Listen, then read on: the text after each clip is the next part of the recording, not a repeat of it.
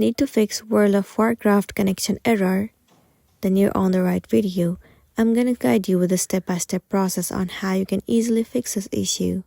So the very first thing you wanna try doing is swipe down the screen from the top right corner of the screen.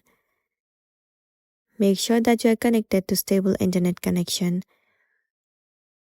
Once you are connected to stable internet, turn on airplane mode. Turn on for a few seconds and then simply turn it off. Once done, now the next thing you want to try doing is try to refresh the application. Close the tab and then reopen it. Once done, now the next thing you want to try doing is move into the App Store on your device.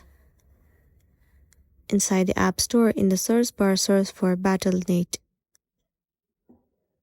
Move into this app right here.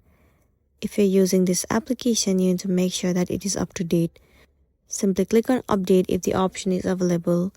Most of the time, updating the application has also fixed this issue. If not, try restarting the device. Tap and hold this assistive touch and click on Restart. Restarting the device might also fix the issue. So that's the end of the video. If this video helped you, give it a like and check out our next tutorial. Thank you.